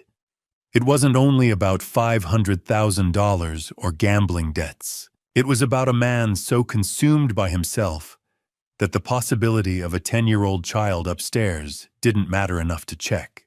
I would make sure a jury understood that. Every single one of them. 12 months. 1 full year since Kevin ended my daughter's life. 365 days of investigation, evidence gathering, and fighting through a legal system that sometimes felt designed to protect the guilty. Now finally we stood in a courtroom where truth would have its voice. I walked into the courthouse on that cold November morning with Joyce beside me. Amelia had stayed home with Emma. We'd decided she didn't need to see any of this until it was her turn to testify. The media had turned out in force.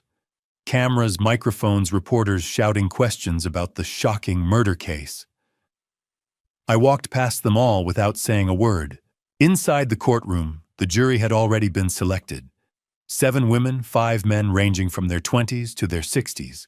I'd studied each of their faces during selection, trying to read who they were, what they believed, whether they'd see through Kevin's lies. Kevin sat at the defense table in an expensive navy suit, his hair neatly trimmed, looking for all the world like an innocent man wrongly accused. That was Gerald Hawkins's strategy, make Kevin look sympathetic, while pinning everything on Chelsea Parker. All rise, the bailiff called. Judge Patricia Morrison entered and took her seat. She was in her late 50s with sharp eyes that missed nothing. Carol had told me Judge Morrison had a reputation for running a tight courtroom and not tolerating games from either side. The prosecution may give its opening statement, Judge Morrison said. Carol Bennett stood and walked to the jury box. She looked at each juror in turn before speaking. This is a case about greed. She began, her voice clear and strong. About a man who looked at his wife and saw only a paycheck. $500,000. That's the price Kevin Marshall believed Allison Brennan's life was worth. She paused, letting that sink in. Over the next several days, you'll hear testimony about Kevin Marshall's debts. $385,000 he owed to casinos, to the victims of a Ponzi scheme he helped run to loan sharks and credit card companies. You'll hear about how he planned this crime for weeks, renting a storage unit under a fake name, buying cleaning supplies, rehearsing his story. Carol's voice softened. But you'll also hear from a 10-year-old girl named Amelia, a child who survived 7 days alone in a closet because her mother taught her how to hide, a mother who knew she was in danger but couldn't escape in time. I watched the jury. Several of the women had already started to tear up. The evidence will show that Kevin Marshall murdered his wife for insurance money, Carol continued. And then he left his daughter to die because checking on her would have been inconvenient. Listen to the evidence. Look at the facts. And when you do, you'll see exactly what Kevin Marshall is, a man who values money more than human life. She sat down. The courtroom was silent. Gerald Hawkins stood next. Where Carol had been passionate, he was smooth, likable, the kind of lawyer who made you want to trust him. Kevin Marshall is not a saint, Hawkins began. He made mistakes. He got into debt. He made poor financial decisions. But he is not the cold-blooded killer the prosecution wants you to believe. Hawkins walked toward the jury, his hands open in a gesture of honesty. The real villain in this case is Chelsea Parker, a manipulative woman who rekindled an old romance with Kevin, seduced him, convinced him to help her, and then took matters into her own hands. Kevin Marshall was in another room when Allison died. He didn't know what Chelsea was doing until it was too late. I felt my jaw clench. Lies, all lies. Chelsea Parker has admitted her guilt. Hawkins continued. She's serving 25 years in prison, but she made a deal with prosecutors to testify against Kevin in exchange for that reduced sentence. Ask yourselves, what is her testimony really worth? Can you trust a woman who would do anything to reduce her prison time? He paused. Kevin Marshall is a victim here too, a victim of Chelsea Parker's manipulation. And I ask you to keep an open mind as you hear the evidence. The first witness was a forensic expert who testified about the blood evidence found in Allison's living room. The luminol photos were displayed on screens throughout the courtroom. Even cleaned the room had glowed with traces of what had happened there. DNA was recovered from under the victim's fingernails, the expert said. It matched Kevin Marshall. Meaning she scratched him during a struggle? Carol asked. Yes. Mrs. Gladys Whitmore took the stand next. At 73, she was sharp as ever, wearing a floral dress and pearls. I saw a silver SUV parked outside the Brennan house that Saturday night, she testified. Around 10 o'clock. Are you certain of the time? Carol asked. Positive. I just finished watching my television program. On cross-examination, Hawkins tried to shake her. Mrs. Whitmore, it was dark that night, and raining. Are you sure you saw what you think you saw? Mrs. Whitmore fixed him with a look that could have frozen water. Young man, I'm 73, not senile. I know what I saw. Several jurors smiled. Then came Logan, Mrs. Whitmore's 16-year-old grandson. He looked nervous in his button-down shirt and khakis, but his testimony was clear. I was in my room playing video games with my headphones on, Logan said. Around 11 that night, I looked out my window and saw two people carrying something large wrapped in a tarp. A man and a woman. They were loading it into the SUV. Could you tell what they were carrying? Carol asked gently. No, ma'am, but it looked heavy. They were both struggling with it. Hawkins tried to discredit him. You were focused on your video game, correct? Yes, sir. But I remember because they looked suspicious, like they were trying not to be seen. The second day of trial brought more emotional testimony. Joyce Wallace took the stand, dabbing at her eyes with a tissue. Allison came to me 2 weeks before she died, Joyce said. She told me Kevin was demanding she increase her life insurance to $750,000. She refused. She was afraid of him. Did you see any signs of physical abuse? Carol asked. Yes. I saw bruises on her arm. When I asked, she said she'd fallen. But I knew better. I should have done more to help her. Courtney Mills testified next, showing text messages Allison had sent her. I need to get Amelia and me out safely, one read. Another said, I'm planning to file for divorce, but I'm scared of what Kevin will do. Finally, Dr. Joyce Hamilton took the stand. She'd been Allison's mentor when she'd first started nursing. I trained that girl. Dr. Hamilton said, her voice thick with emotion. I loved her like a daughter, and over the last 6 months I watched her become withdrawn, quiet, not herself. Did you ever speak to her about it? Carol asked. Once. I asked her if everything was all right at home. She looked at me and said, Dr. Hamilton, please pray for me. I watched the jury throughout all of it, watched their faces change as each witness testified. Some seemed increasingly skeptical of Kevin's innocent appearance.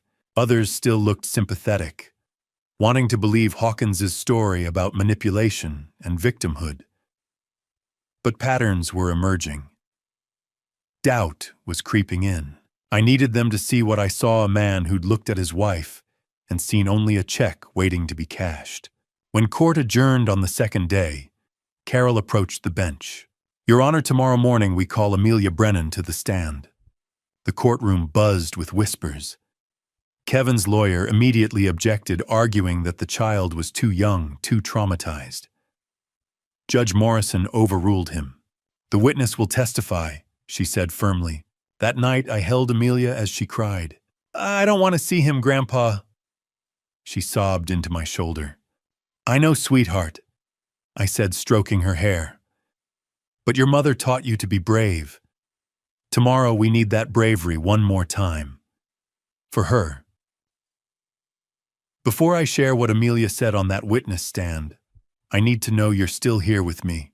A 10-year-old child is about to look her father in the eyes and tell a jury the truth about what he did. If you think she's brave beyond measure, type brave in the comments below. Let me see it. Quick reminder. This story includes some fictional elements created for educational purposes. If you'd rather not continue, you're welcome to exit now. But if you want to hear how this little girl found the courage to speak her truth, stay with me. Trial Day 3. The courtroom was more crowded than before. Rumor had spread that a 10-year-old child would testify against her own father. I arrived early with Amelia and Dr. Samantha Reed. My granddaughter wore a simple blue dress, her hair pulled back in a neat ponytail. The stuffed bunny was tucked in my jacket pocket just in case. She looked so small standing there in the hallway. But I'd learned something over the past year. Small doesn't mean weak. In the witness preparation room, Amelia sat quietly, her hands folded in her lap. Dr. Reed knelt beside her. Remember what we talked about, Dr. Reed said gently. Just tell the truth. If you get scared, look at your grandfather. He'll be right there. Judge Morrison had offered a special accommodation, a privacy screen, that would block Kevin's view of Amelia while she testified. Many courts used them for child witnesses, but Amelia had refused. No screen, she'd said, her voice small but firm. I want to look at him. I was proud and terrified in equal measure. When it was time, the court clerk called Amelia's name. She walked into that courtroom with her head high, though I could see her hands trembling. The clerk helped her onto the witness stand. She was so small, she needed a footstool to reach the microphone. The clerk administered the oath. Do you promise to tell the truth, the whole truth, and nothing but the truth? Amelia's voice was barely above a whisper. I promise. The courtroom fell completely silent. Carol Bennett approached the witness stand slowly, her expression gentle and warm. Hi, Amelia, she began. Can you tell the jury where you were on Saturday, November 18th of last year? In my room, Amelia said. Her voice was quiet but clear. Then I heard yelling downstairs. "So what did you hear?" "My dad and a woman. They were yelling at my mom really loud, arguing about money." "What did your mother say?" Mom kept saying no, that she wouldn't help them anymore." Carol nodded encouragingly. "What happened next?" Amelia's voice got smaller. "Mom had told me before if I ever heard loud arguing I should hide in my closet and not come out until she called me. So I did that." "What did you hear from inside the closet?" "Scary sounds." Amelia's hands gripped the edge of the witness box, like things breaking. And Mom was crying. She was begging them to stop. Several jurors were already crying. I watched their faces, saw the horror and sympathy there. "Did your mother stop making sounds?" Carol asked gently. Amelia nodded, tears spilling down her cheeks. "Yes. After my dad said, 'I'm sorry,' everything went quiet." I glanced at Kevin. His jaw was clenched so tight, I thought it might snap. When Amelia repeated his words, "I'm sorry," he'd looked like he wanted to disappear. Carol let the silence stretch for a moment. Then she asked the question that mattered most. "Amelia, how long were you in that closet?" My granddaughter's voice broke. 7 days. I waited for Mom to call me out like she promised, but she never did. The courtroom erupted in quiet sobs. Even some of the male jurors were wiping their eyes. I felt tears streaming down my own face but didn't move to wipe them away. "Who finally found you?" Carol asked. Amelia looked directly at me. "My grandpa. He never gave up." Throughout her testimony, Kevin had been trying to stare at Amelia, some pathetic attempt to intimidate his own daughter. Judge Morrison noticed. "Mr. Marshall," she said sharply, "face forward. Do not look at the witness." Kevin's lawyer touched his arm, and he reluctantly turned away. When Carol finished, Gerald Hawkins stood for cross-examination. He approached the stand carefully, his voice gentle. "Amelia, I know this is very hard," he began. "But isn't it possible you heard things wrong? It was nighttime. You were scared. Maybe, I know my dad's voice." Amelia interrupted, her voice suddenly strong. "And I know when he's lying." Hawkins looked startled. "Why would you say that?" "Because he lied to my grandpa. He said Mom and I went on a trip, but Mom was gone and I was in the closet." I saw Hawkins hesitate, searching for another angle. "Well, Amelia, could it have been the woman Chelsea who hurt your mother? Not your father." "I heard both of them," Amelia said simply. "They did it together." Hawkins tried a few more questions, but Amelia didn't waver.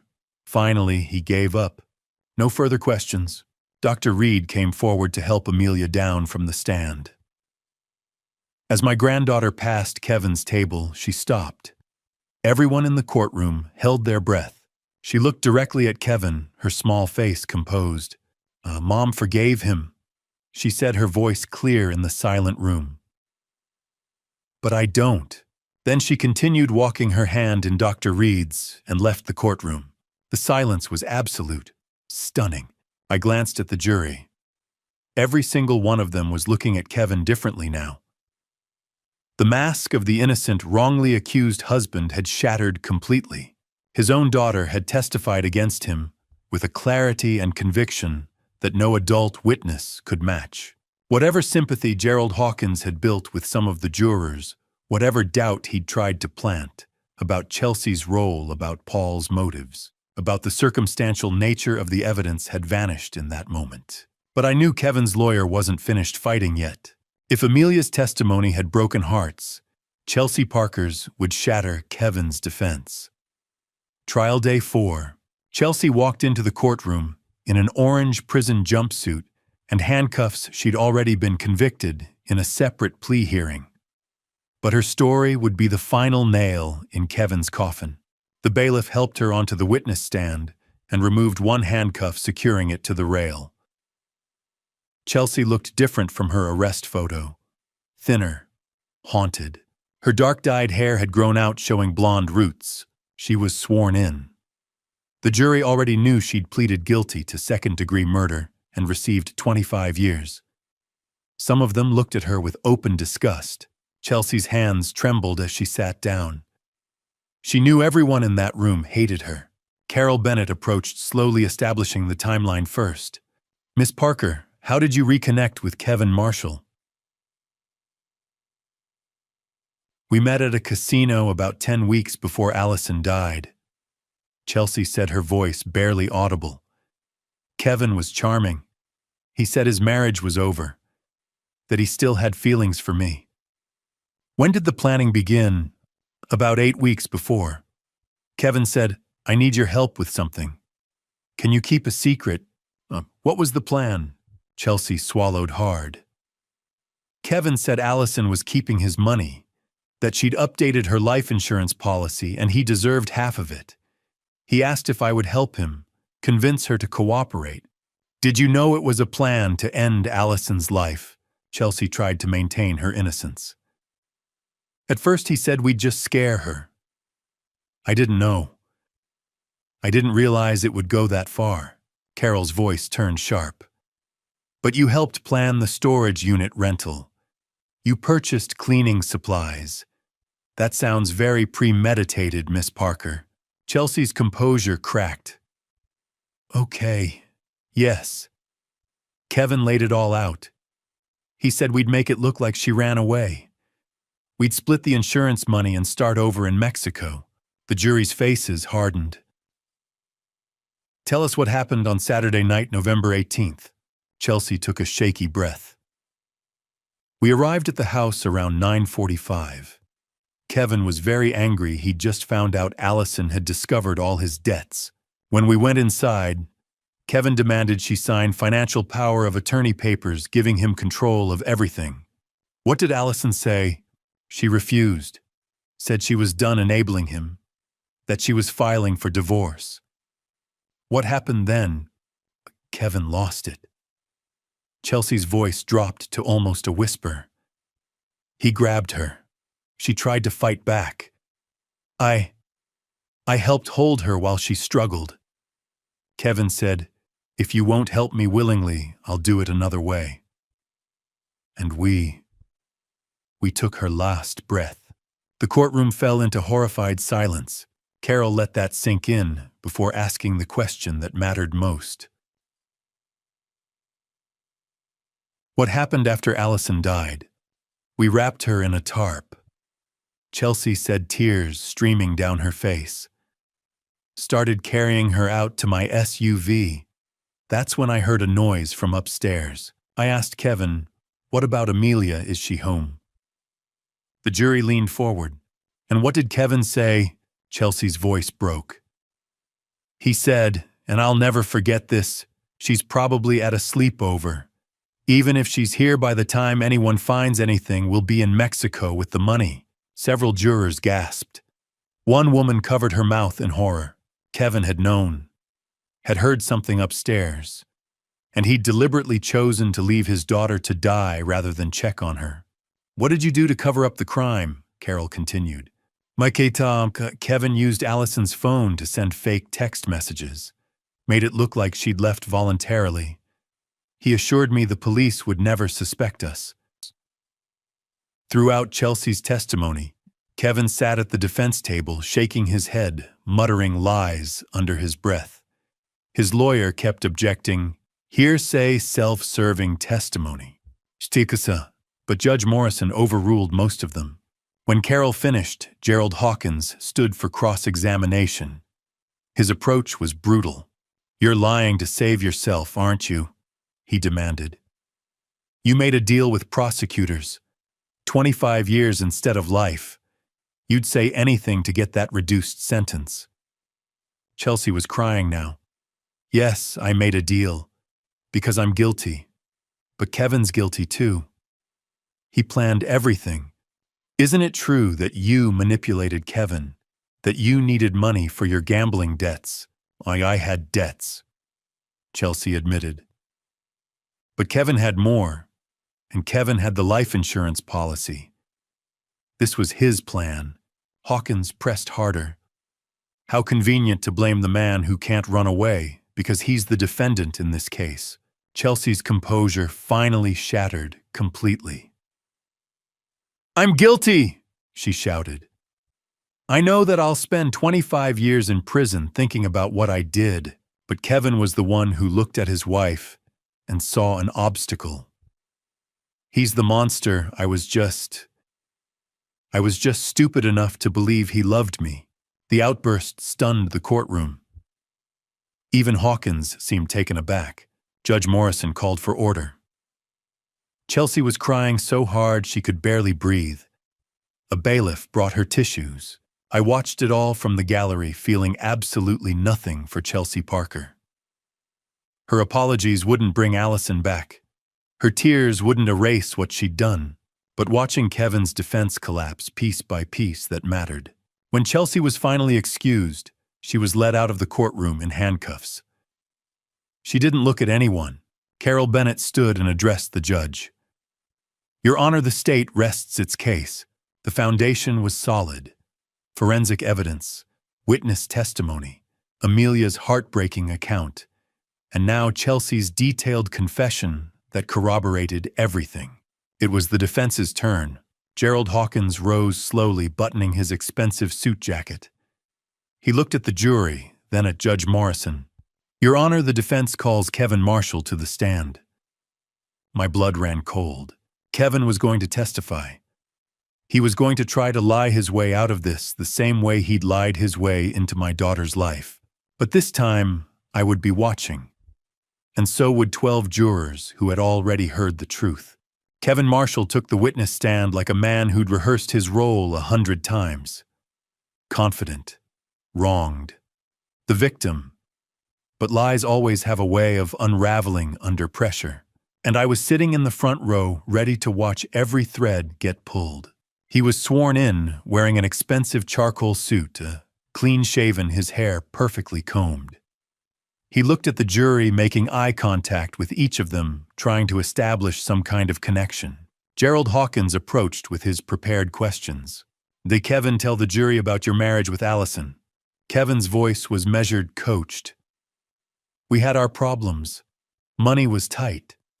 I made mistakes getting into debt. But I loved Allison. I loved her deeply. Did you ever hurt your wife?" "Never. Not once in 11 years of marriage." "Do you know how Allison died?" Kevin's face arranged itself into an expression of grief. I thought maybe she'd left, or that someone else had hurt her.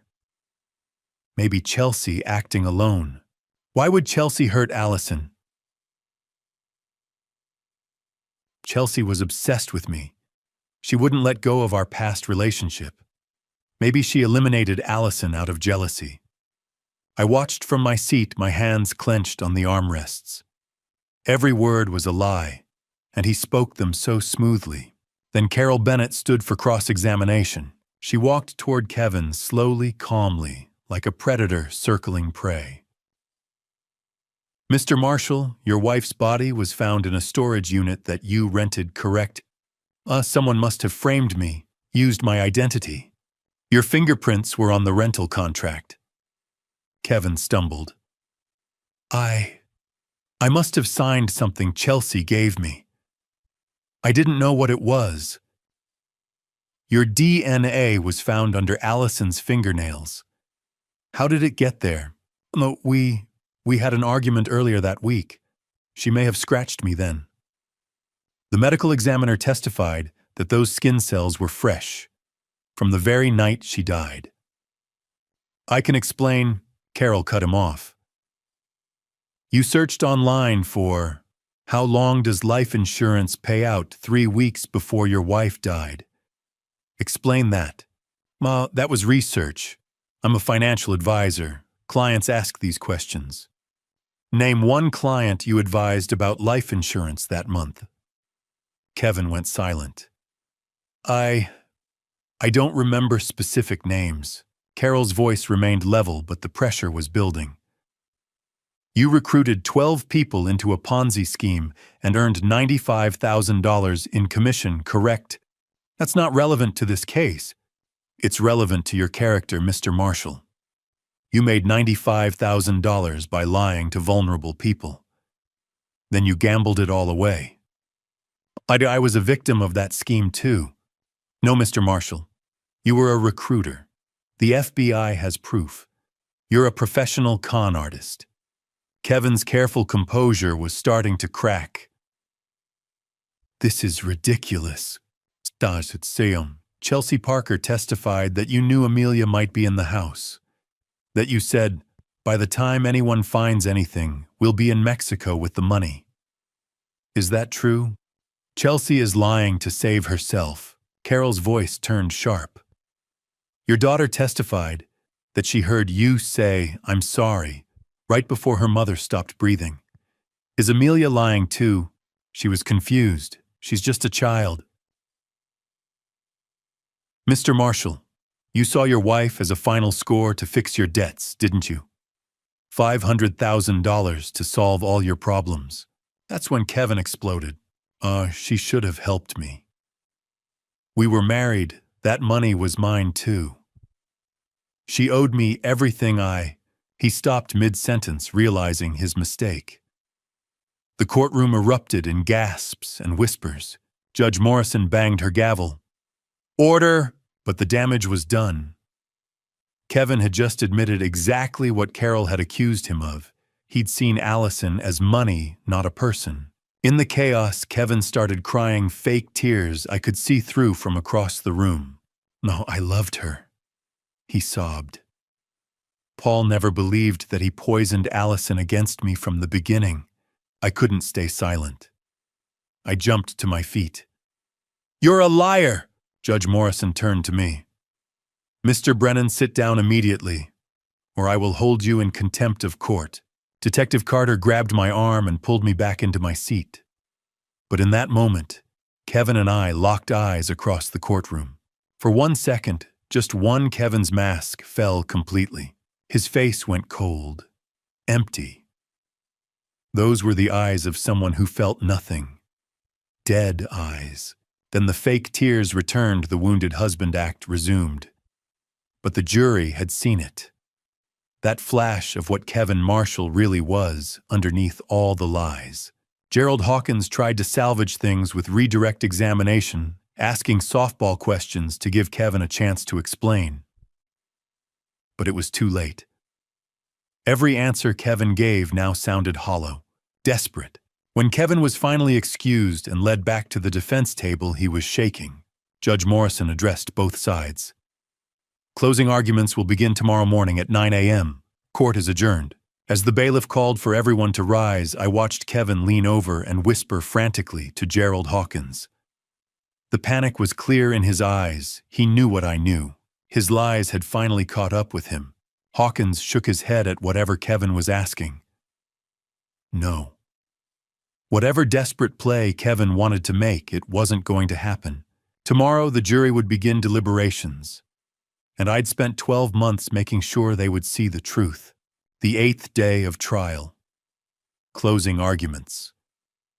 The climax of a year of fighting, gathering evidence, and refusing to let my daughter's death go unanswered. Both sides would deliver their final arguments. Then we would wait.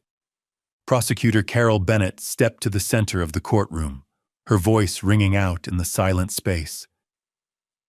Kevin Marshall planned to murder his wife for 2 months. He recruited an accomplice. He researched the payouts.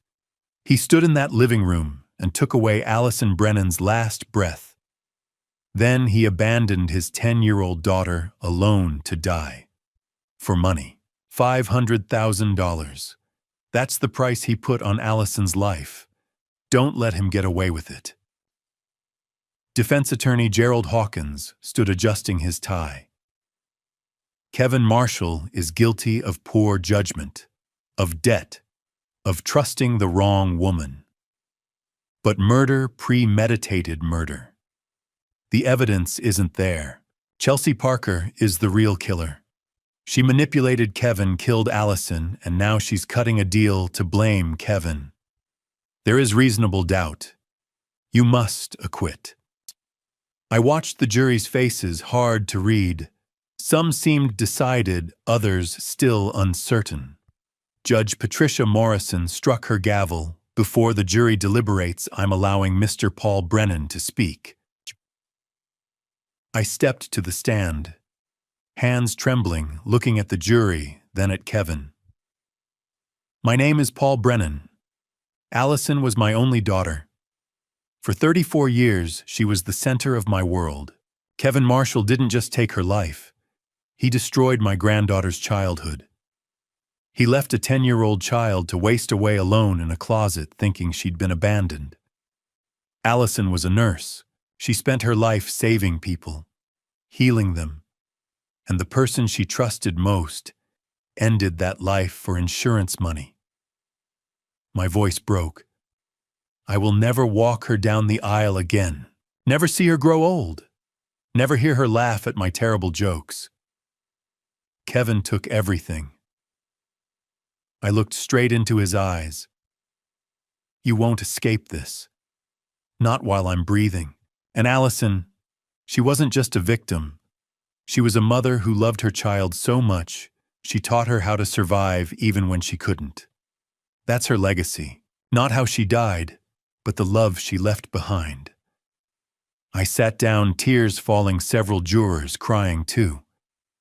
The jury was dismissed at 2 p.m. to deliberate. I waited with Joyce Wallace in the courthouse hallway, while Amelia stayed home with Emma. Hours crawled by like decades, 3 o'clock, 4, 5, 6. I worried, what if they don't believe us? Detective Noah reassured me they believe. I saw their faces when Kevin testified. At 8 p.m., the jury sent word they had a verdict. Everyone returned to the courtroom. The judge asked, "Has the jury reached a verdict?" The foreperson, a woman in her 50s, stood, "We have your honor." I held my breath. In the case of the state of Tennessee versus Kevin Marshall on the charge of premeditated murder resulting in death, how do you find? Her voice rang out clearly. We find the defendant guilty. The courtroom erupted. The judge continued through the other charges: conspiracy, guilty; child endangerment, guilty; all counts, guilty. I closed my eyes, tears of relief streaming down. Kevin's face showed shock, denial, fury. His lawyer immediately requested an appeal, but was denied. 2 weeks later, in early December, I returned to the courtroom for sentencing. The judge read, "Kevin Marshall, you have been found guilty by a jury of taking the life of your wife, Allison Brennan, in a calculated, premeditated act for financial gain. You have shown no remorse. You left your daughter to die. You manipulated everyone around you. I sentence you to life in prison without the possibility of parole." Kevin exploded. "This is wrong. I didn't." Security officers restrained him, dragging him from the courtroom as he screamed. Chelsea Parker received 25 years, eligible for parole after 20. I watched Kevin being led away in chains. He looked back one last time. I didn't look away. I wanted him to see that I had won, that justice had won. Outside the courthouse, reporters swarmed, microphones thrust in my face. "Mr. Brennan, how do you feel?" I didn't answer, didn't need to. I walked past them to where Joyce waited with Amelia, my granddaughter. Our granddaughter now ran into my arms. "Is it over, Grandpa?" "Yes, sweetheart," I said, holding her tight. "It's over. He can never hurt anyone again." She buried her head in my shoulder. "Can we go home, home? Not back to Tennessee where I used to live, not Allison's empty house, but home wherever Amelia and I would build a life together." "Yes," I whispered, "let's go home." 6 months after Kevin Marshall was sentenced to life in prison, people still ask me, "How do you move forward after something like that?" The answer is never simple. You don't move on from losing a child. You learn to carry it differently. You find new reasons to wake up each morning. For me, that reason has a name, Amelia. We built a new life together in Tennessee. I renovated my house for her, painted her bedroom soft blue, installed shelves for her books and drawings. She started 5th grade at the local elementary school. Her best friend is Emma Joyce Wallace's daughter. Every Saturday they take art classes together. Therapy with Dr. Samantha Reed continues now monthly instead of weekly. The nightmares come maybe once a month instead of every night. She laughs more. God, I treasure that sound. She still keeps her stuffed bunny but doesn't clutch it constantly. She talks about Allison openly. Grandpa, remember when Mom taught me to make pancakes? She's learning she can be happy without feeling guilty. My own healing is messier. The pain is still there, but the edges have softened. I found purpose in raising Amelia in honoring Allison's memory. Sunday dinners at Joyce's house became our tradition. I started teaching electrical work part-time again, and one Saturday morning in the garage, I found myself teaching Amelia the same way I'd taught her mother decades before. Amelia sat on a wooden stool, small hands covered in grease, face scrunched in concentration, as she studied the lamp we were fixing. She looked exactly like Allison at that age. This blue wire connects to the neutral, I explained. See? Because everything needs a path to return to right, she said. I smiled through the ache. Exactly, sweetheart. You sound just like your mom. Is that okay? That's the best thing you could possibly be. We worked in silence before she asked, Grandpa, why does Miss Joyce help us so much they didn't have to? I set down my tools. Because your mother loved people so well, sweetheart. She took care of Joyce when Joyce's husband was sick. She was always there for everyone. And when you love people well, they love you back. Amelia frowned. But Mom's gone. How can they still love her? Love doesn't disappear when someone dies. It just grows. Like an electrical current, it keeps flowing through everyone who's connected. Her face brightened. So we're all connected like wires. Exactly like wires. Later that week, I visited Allison's grave alone. The small cemetery was quiet, peaceful. I sat beside the headstone, tracing her name. I got justice for you, baby girl, I whispered. Kevin will spend the rest of his life in a cell. I hope it haunts him every day. My voice cracked. Amelia's doing okay. She's strong like you. I'm teaching her electrical work. She's good at it. Smart, just like her mother. I miss you every day, but I'm taking care of her. I promise. People ask how I keep going. The answer is simple, I have to. For Amelia, for Allison's memory. Kevin took my daughter, but he couldn't take our love. He couldn't take our family. He couldn't take our hope. The pain doesn't disappear. You just learn to carry it differently. Amelia asks about her mother often. We talk about Allison, the skilled nurse, the loving mother, the woman who taught her child how to survive, even when she couldn't survive herself. That's Allison's legacy. Not how she died, but how she lived. How she loved. How she prepared her daughter for a world without her. Every Friday at 6 o'clock, I still expect the phone to ring. Of course it doesn't, but sometimes when Amelia's laughing in the next room or showing me something she built, I feel Allison here. In the sunlight through the window, in the warmth of family at Joyce's table, in the connections that death cannot sever. Back in the garage, Amelia finished wiring the lamp. She plugged it in and flipped the switch. Light flooded the workspace. I did it.